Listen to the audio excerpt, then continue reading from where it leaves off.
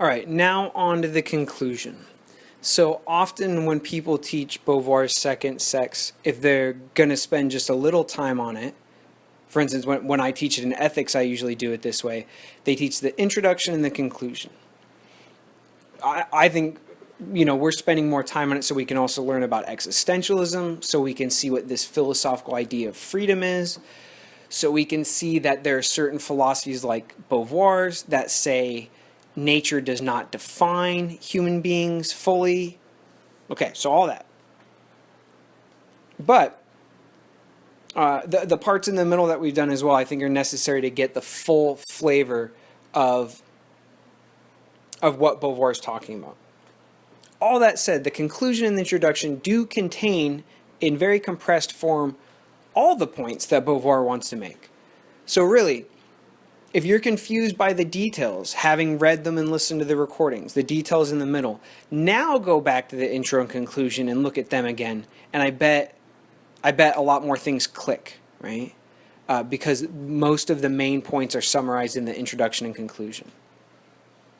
So for instance, 753, she says, we've seen that in spite of legends or myths, no physiological destiny imposes eternal hostility on male and female. That is, biology does not pair us off into separate, distinct camps that are so different that they're constantly in the so-called battle of the sexes. Okay? That's basically the all the sections in the beginning and the sections on myth. What she also says is page 754 is that if we preserve and enhance women's freedom, if we demand that women actually take full control of their lives and help them take full control of their lives, and we praise them when they take on risk and responsibility for themselves, instead of praising them when they are shrinking violets and passive, Beauvoir says we all stand to benefit from that. And the conclusion that we're doing now is one of the best places to see that. It's not a zero-sum game for Beauvoir. Zero-sum game is something like when you have a pie. There's 5 slices of pie. There's only 5, right? So if I get a slice of pie, it means you're not getting that slice of pie.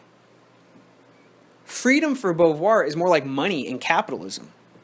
If I make a buck, then I just go out and I spend it somewhere else. And then someone else makes a buck, right? And somehow value just increases and increases in the capitalist system. Money makes more money, right? Well, for Beauvoir, freedom is the same way. If I want to get more free, I do not have to take your freedom away from you in order to get more free. In fact, it wouldn't work, but you shouldn't do it anyhow. That's morally wrong. What in fact happens is that freedom begets or gives birth to more freedom. Remember, like we said before, one great way to enhance people's freedom is to insist to them that they can do something that they think they're not allowed to do, or that they wouldn't be good at, or that just wouldn't work. You get on them and you say, no, you can do this. You have to try it. That's a way to enhance someone's freedom. It doesn't cost your freedom to do that. You don't have to pay their way with your freedom. So as we see on page 754, she says, today we do still have the battle of the sexes. Women try to abolish their own inferiority by attacking male superiority. Some women do their utmost to mutilate, dominate men, contradict them, deny their truth. But she says, hey, that's no good. In doing that, you're only defending yourself, but these choices that have doomed you to imminence and inferiority aren't benefiting you, and they don't help the other person when you attack their freedom and try to take away their freedom. So this situation was imposed on women, and all oppression of freedom creates a state of war. Right? So what she's saying is, we cause problems for ourselves. We cause the battle of the sexes to go on today by maintaining the present situation. If we change it, men benefit because women won't attack them for their male privilege. Women won't try to take things away from men because they'll have their own.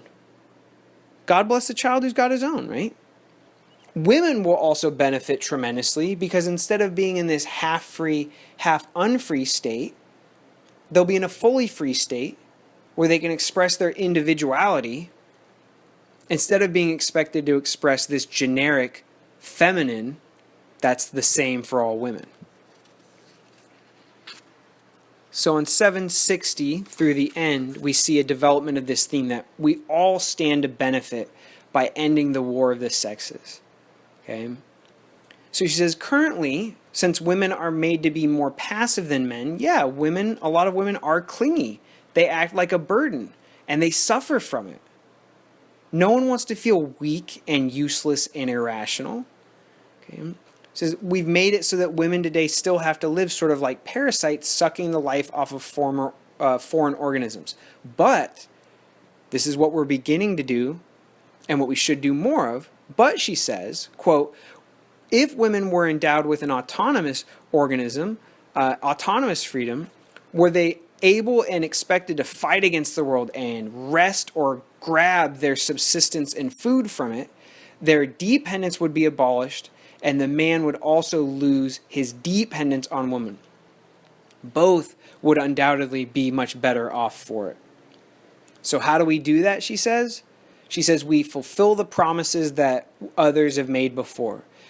Women should be raised and educated exactly like men, work under the same conditions and for the same salaries.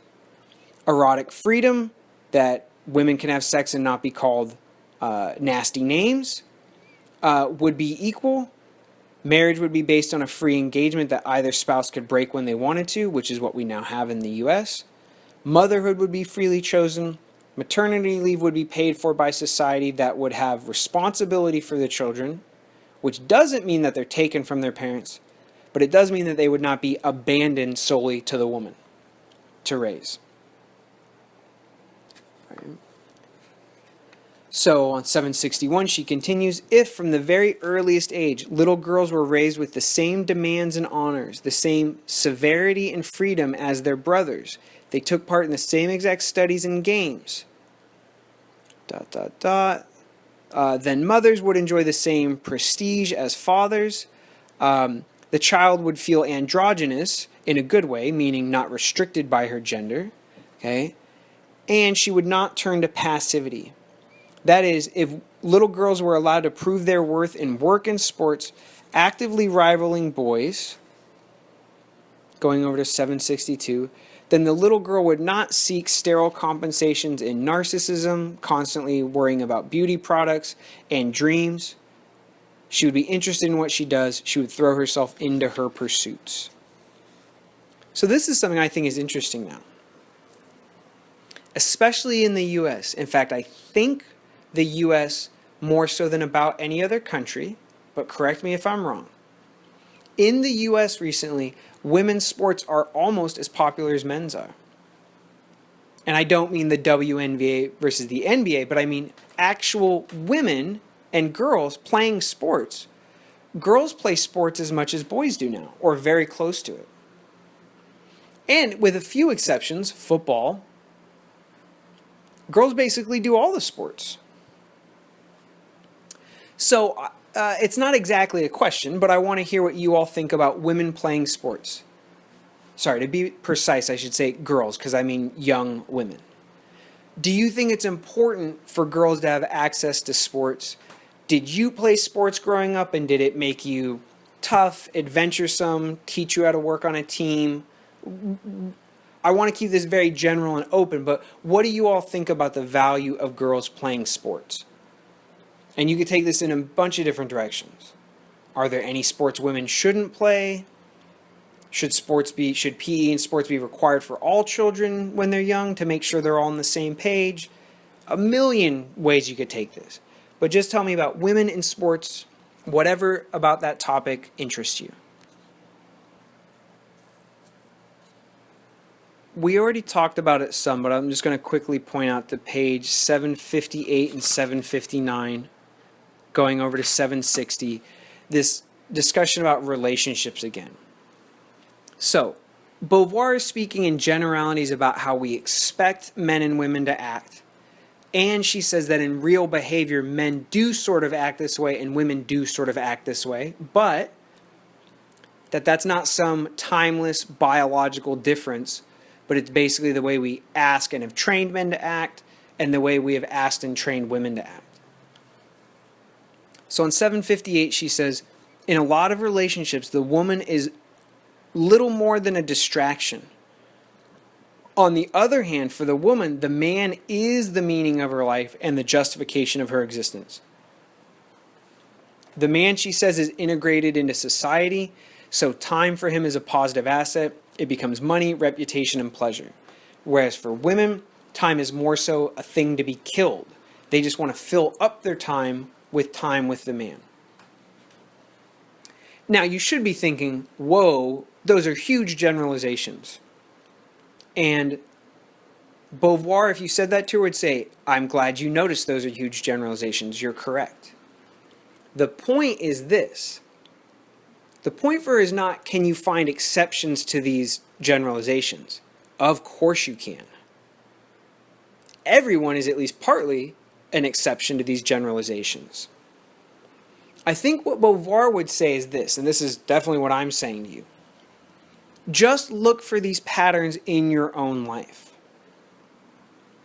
Don't ask yourself, oh, does this predict and describe everything me and my partner or, my sister, my brother, whoever the gendered people are in your life, does this predict and describe everything they do to a T? Because it won't. The question is really, does this describe the relationships you're in? Romantic, familial, business, etc. 51% of the time or more. That's all. Does it generally describe the differences you see between men and women? So one way you could test these things out, and this is testing them out how Beauvoir means them. Okay? Don't test them out by saying, is this universally true of every woman and every man? Because she doesn't mean it that way. Test it out this way. Ask yourself in your relations of people of the other gender. So if you're a guy, your relationships with women. If you're a woman, your relationships with guys. Ask yourself, do you see any differences in the way that you act and the other gender in your life acts? Like I said, this can be family, work, friends, lovers, siblings, whatever. Do you personally see any differences between the way men and women act? Then, if you do, compare those. Okay, Beauvoir is not trying to give you a description of how, quote, everybody is in society. What she's trying to do is just two simple things put together.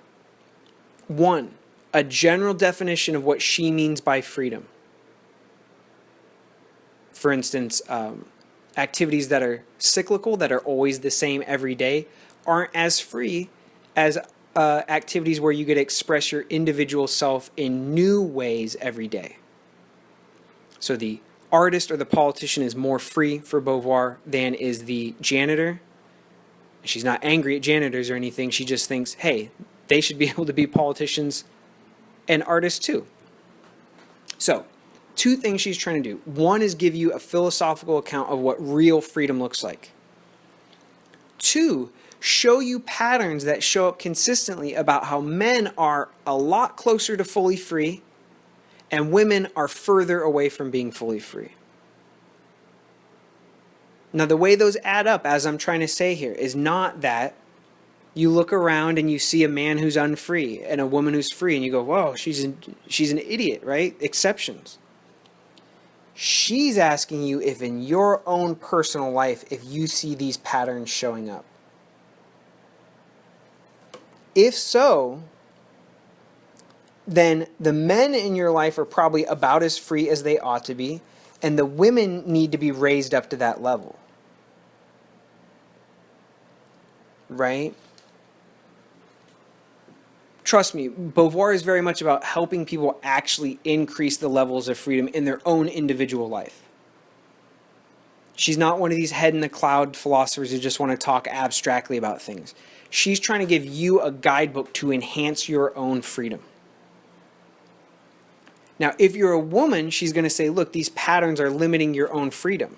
And if you're a guy, she's not saying, you bad, evil man, you're limiting the freedom of the women in your life. She's saying, you too, men, will be more free if you have an equally free partner to help you through this complicated world.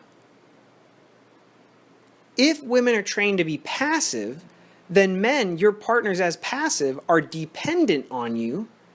That is, you have to do twice as much work to take care of you and them. Once more, the metaphor that we treat women sort of like children, that they're sort of free and sort of not, is operative here.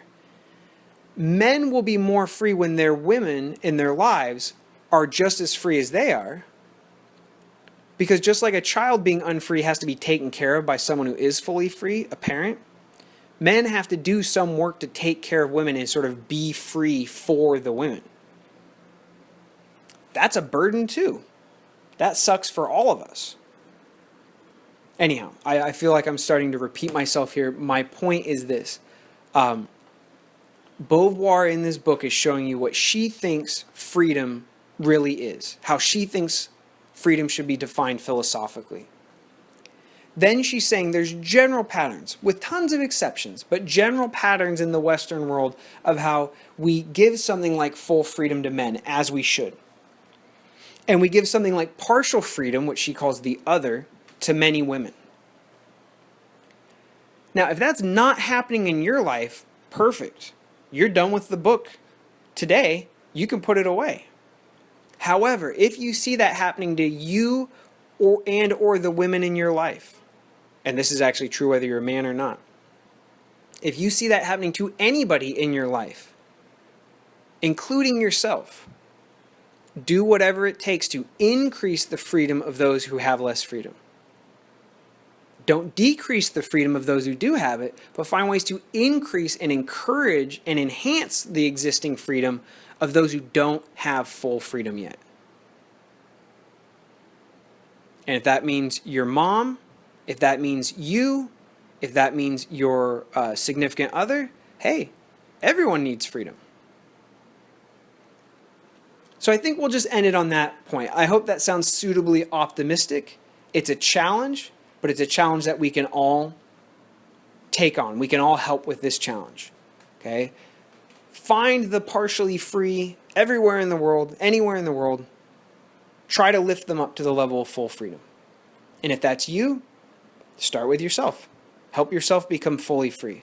Help yourself become the person you want to be, but haven't been able to be quite yet. Okay, that's the end of Beauvoir. Thank you, everyone.